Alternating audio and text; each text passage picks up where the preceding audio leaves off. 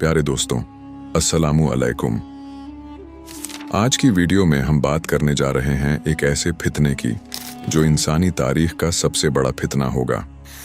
ऐसा फितना जिससे हर नबी ने अपनी उम्मत को डराया है और हमारे प्यारे नबी हजरत मोहम्मद सल्लल्लाहु अलैहि व आलिहि वसल्लम ने जिसकी निशानियां बहुत वाज़ेह तरीके से बयान फरमाई हैं।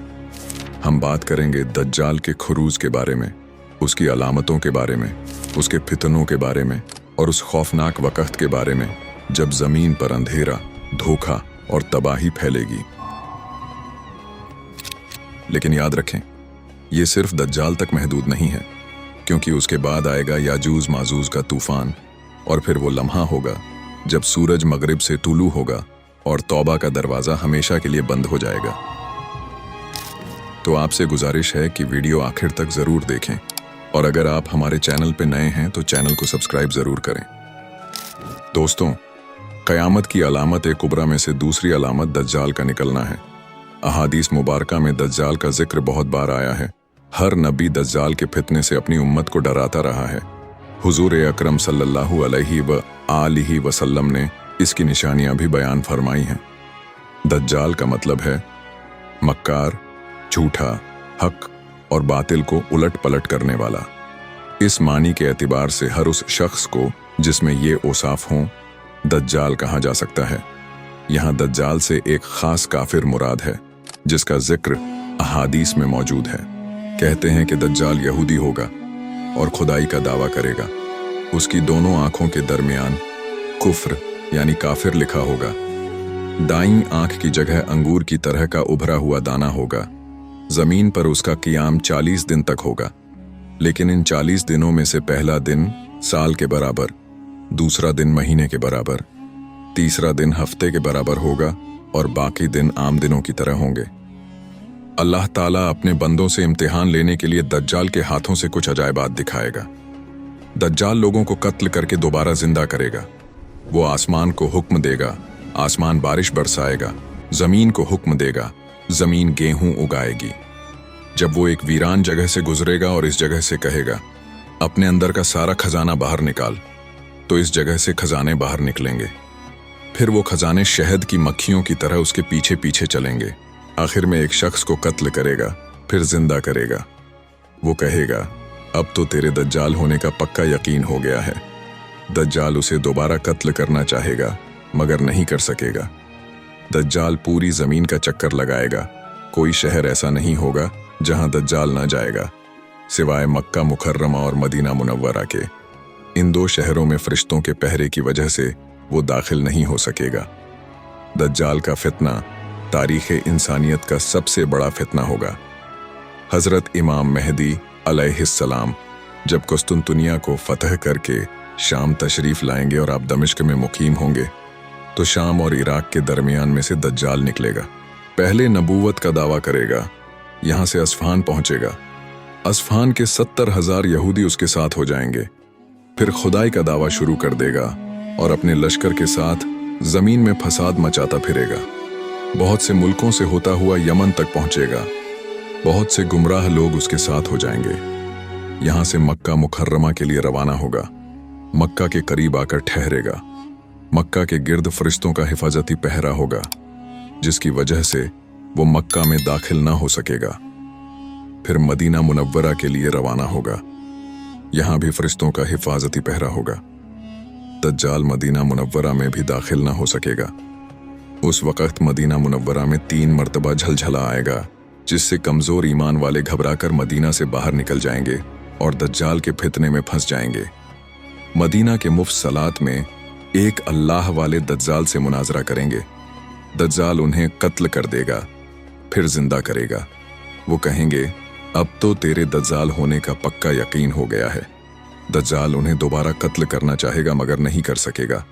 यहाँ से दज्जाल शाम के लिए रवाना होगा, दमिश्क के करीब पहुँच जाएगा। यहाँ हज़रत इमाम मेहदी अलैहिस्सलाम पहले से मौजूद होंगे, तो अचानक आसमान से हज़रत ईसा अलैहिस्सलाम उतरेंगे। हज़रत इमाम मेहदी अलैहिस्सलाम तमाम इंतज़ामात हज़रत ईसा अलैहिस्सलाम के हवाले करना चाहेंगे, तो हज़रत ईसा अलैहिस्सलाम फरमाएंगे, मुंतज़िम आप ही हैं, मेरा काम दज्जाल को कत्ल करना है। अगली सुबह हजरत ईसा अलैहिस्सलाम मुसलमानों के लश्कर के साथ दज्जाल के लश्कर की तरफ पेशकदमी फरमाएंगे। घोड़े पर सवार होंगे, नेजा उनके हाथ में होगा।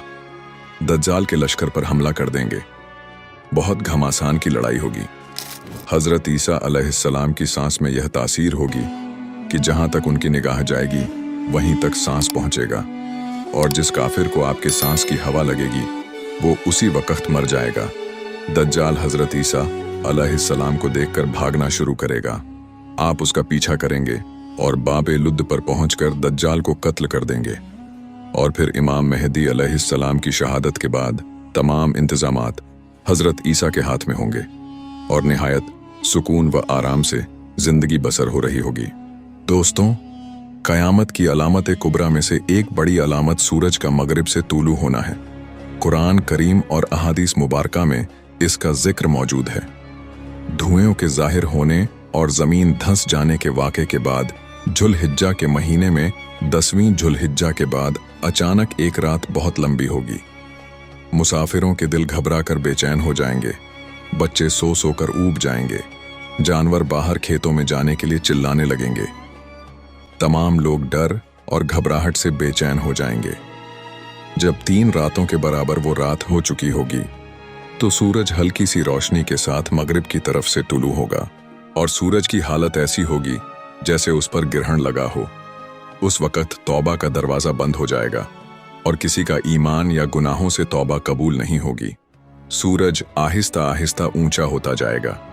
जब इतना ऊंचा हो जाएगा जितना दोपहर से कुछ पहले होता है, फिर वापस मगरिब की तरफ गरूब होना शुरू हो जाएगा और मामूल के मुताबिक गरूब हो जाएगा।